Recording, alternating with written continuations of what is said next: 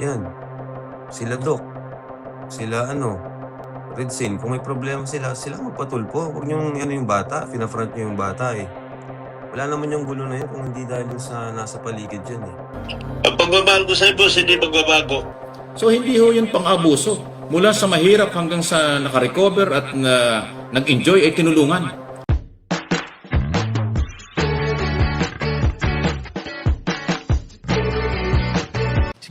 Si Kuya Jens, ano yan, reactor natin yan.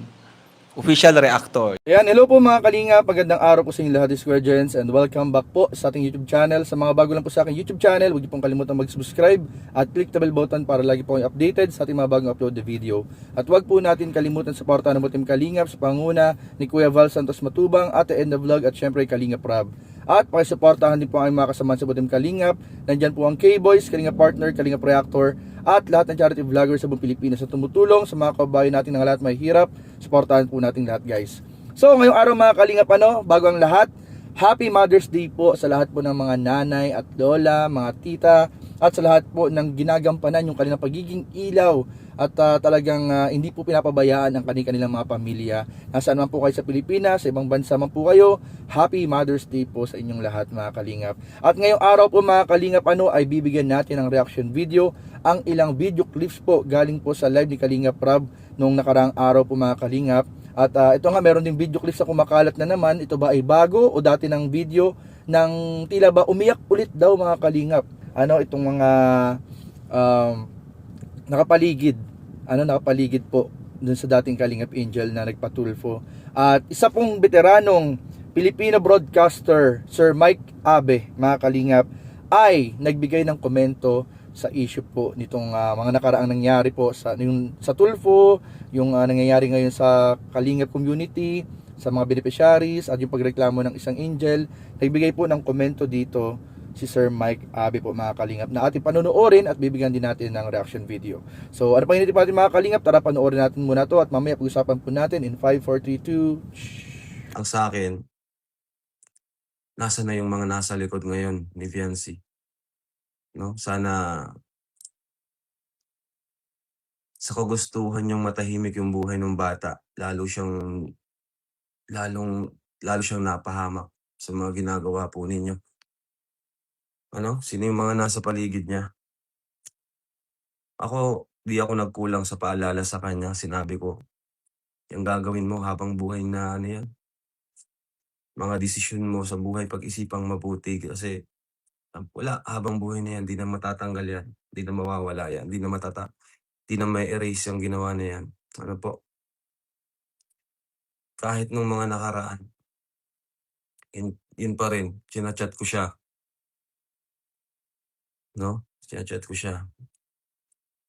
So, ayun, pero tinuloy niya yung pagpatulfo. Pero para sa akin, hindi lang siya yung dapat i-bash or sumalo ng mga bashing, mga consequences. Unang-una, sino yung mga nasa likod niyan? Yung mga mas nakatatanda, mas mga nakakaalam. Sino yung nag-book, sino yung nagtumulong? Anong ginawa niyo po sa bata? Tingnan niyo na po, anong ginawa niyo sa kanila? Pinahamak niyo po sila. Hindi.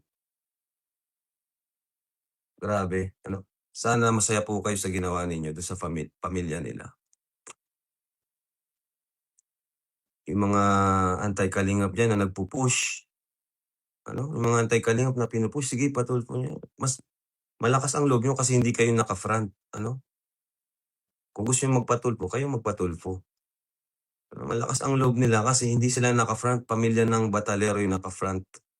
Pero ngayon, sinong sumalo ng mga bashing? Sila Viancy. Diba?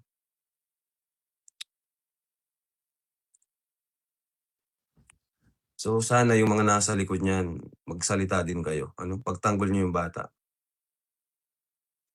Lalo na yung mga yung mga nakatago dyan porque di naman sila kilala. Naka-front si Laviancy. 'Di ba? Eh,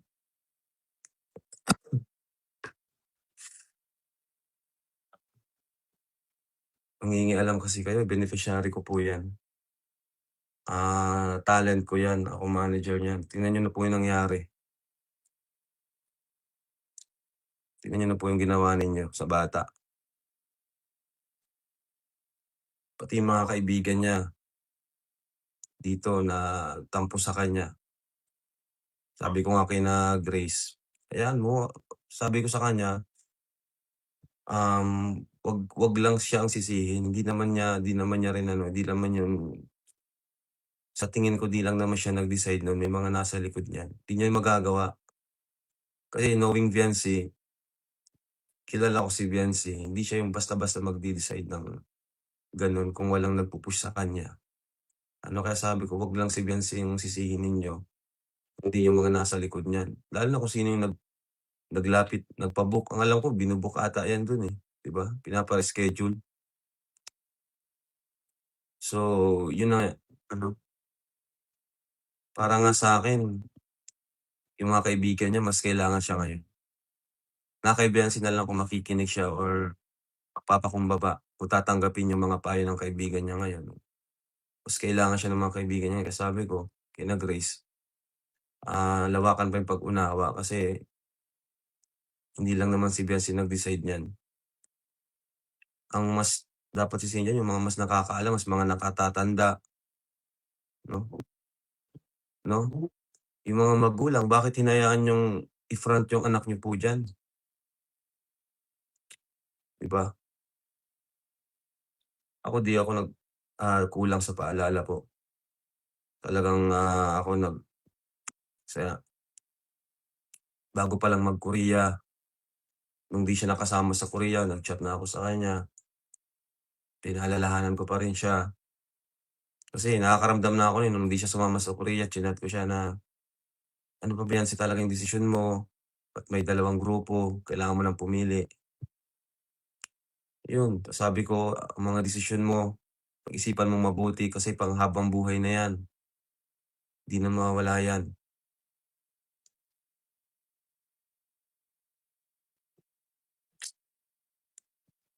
Kaya ayun, ano, so, asan na ngayon yung mga nasa likod po niyan? Sino ba yung mga nasa likod niyan na kilala po ninyo? Sino yung nagpa-schedule sa tulpo? Na gigil sa gulo. Lakas ng loob kasi hindi naman sila yung naka-front. Ano? Sabi ko nga sa mga antay, kung may problema kayo, kayo magpatulpo. Yan. Sila Doc, sila Redsin, kung may problema sila magpatulpo. Huwag niyong yung bata, fina-front niyo yung bata eh. Ang pagmamahal ko sa iyo, boss, hindi magbabago. Ang respeto ko sa pamilya niyo at sa iyo, kaya atin na hindi magbabago. Kita mo naman, hindi ako pumupunta sa iyo. Hindi ako nakipag-away sa iyo. Hindi ako nakipag-away. Kung ano man, atin lang yun. Pero hindi ko pwedeng iwanan kasi, boss, ang pagkakataon na ito, nabuo. Nung time na tinanggal mo ako, boss, nabuo kasi itong grupo. At magiging anti-kalingap ito pagdating araw. Sa mga vlogger or charity vlogger, pagtulong sa mga mahirap, pagtulong po sa mga nangangailangan ng kalinga at pagmamahal. Kaya po ito ang aking naging topic kasi patuloy po ngayon din na lumalala yung mga, hindi naman away, pero parang dating, parang nagpipersonalan na tungkol po sa silipan ng mga content na ginalabas sa kanilang mga channel. Ito po may kaugnayan dun po sa original na galawan at programa ni Kuya Bal Santos Matubang at ang kanyang anak at iba pa na mga charity vlogger na tumutulong sa mahirap. Hindi po masama yan, napakaganda po niyan, napakagandang balita niyan. Tulong sa mahirap at tulong na rin sa gobyerno. Kaya po ito naging topic kasi nga po meron pong grupo o ilan dyan na patuloy na sinisilip yung content nitong si Kuya Bal Santos Matubang sa pagtulong sa kapwa. Eh wala naman ako nakikitang paglabag doon. kung sinasabi nila na mayroong batas na umiiral, ano po yung tinatawag na property porn, na may kaugnayan dito sa batas o yung Republic Act 11313. Okay? Marami hong pwedeng makasuhan kung yan ho ang inyong pag-uusapan. Doon sa sinasabi nyo maaaring pamimilit ng pagkuha ng video o pagpilit sa isang tao. Kasi ginagawa rin po yan ng ibang mga network ng telebisyon at mga politiko na sa gobyerno at pribadong sektor na kinakalingan nilang mahihirap pagka kailangan nila ang magpakitang sila tumutulong sa mahirap. Ayun, iba yun dahil mayroong interest yung political o yung kalinga tungkol sa mga kawanggawa ng mga TV network. Pero dito ho sa original na galawan ni Kuya Bal, ang kaniyang mission niya ay tumulong eh. Ang layo nila niya ay makatulong. Yung content niya na tumulong sa kapwa, sa abot ng kanyang kakayanan, wala kang problema dyan. Kailangan talaga hong palakasin at suportahan. So ayun po mga Kalingap, at napanood nga po natin yung ilang video clips po galing sa live ni Kalingap Rab. Yung isang video clips na ito pala mga Kalingap, yung video clips naman pala ay patingin ko luma na po yan. Luma na po yan, yung may umiiyak po. Luma na po yun mga Kalingap. At yung video rin ni Sir Mike Abe, napanood din po natin mga Kalingap. So unahin po natin yung kay Kalingap Rab. Yung kay Kalingap Rab po, matagal na po natin sinasabi dyan, kung meron po talagang biktima dyan mga Kalingap, kung meron po talagang biktima dyan sa nangyaring yan, ay yung dating Kalingap Angel at yung kanyang pamilya. Pero biktima sila mga Kalingap, linawin, biktima sila nung mga gumagamit sa kanila, yung mga nagtutulak sa kanila, nagpupursigi sa kanila na gumawa ng pagsumbong na ganyan, na ginagamit sila, pinapangalandakan sila, pinafront sila, pero sila nakatago sa mga camera. Nakatago sila, pinapang front nila yung pamilya nung dating Kalingap Angel. Yan po yung sinasabi natin mga Kalingap, na bukod po mga Kalingap sa nangyaring ito, na sana po ay matigil, naunawaan po natin yung mga bashing po, naunawaan natin yung mga bashing na sobra silang na-disappoint, yung mga supporters, viewers, na-disappoint sila sa nangyari. Pero wag rin natin kalimutan na yung pamilya, biktima din po yan. Ang dapat talagang sisihin dyan, yung mga taong nagtulak sa kanila para gawin yan. Kasi hindi po yan magdidesisyon at hindi po yan gagawa ng ganyang pagreklamo pagpunta sa mga television network. Hindi po nila kayang gawin yan o pagdesisyonan nang walang nasa likod po niyan. Yung mga nasa likod po niyan ang dapat talaga nating sisihin mga Kalingap. At pinangalanan nga ni Kalingap Rab, na nagtatago yung mga yan. Pinapang front nila yung bata at yung pamilya. Na talaga nakakaawa po mga Kalingap. And ayun naman mga Kalingap, doon na sa sinabi po ni Sir Mike Abe. Matagal na nating sinabi din po yan mga Kalingap. Tama po lahat na sinabi ni Sir Mike Abe. Yung mga nagre-reklamo dyan, na yung sa love team, bata pa daw, nilalove team na, yung mga pagtulong sa mahirap, kung sinisilip nila, napakarami pong gumagawa niyan. Napakarami pong gumagawa niyan, bago pa man lang mga Kalingap, yung YouTube na yan, itong YouTube platform, marami na pong gumagawa niyan, mga love team sa television, mga love team sa mga pelikula, sa mga pagtulong ng ibang mga politiko, na binibideo yung mga mahihirap. Napakaraming gumagawa niyan. Ang kaibahan po sa Kalingap, mga Kalingap, matagal na po, wala pang YouTube, wala pang Facebook, tumutulong na po si Kuya Bal. Wala pa pong Facebook, wala pang YouTube, tumutulong na po si Kuya Bal. Nung nagkaroon ng Facebook at ng YouTube, idinaan niya na sa social media yung kanyang pagtulong para mas lalong dumami yung kanyang kakayanang matulungan pa yung ibang mga nangangailangan may hirap.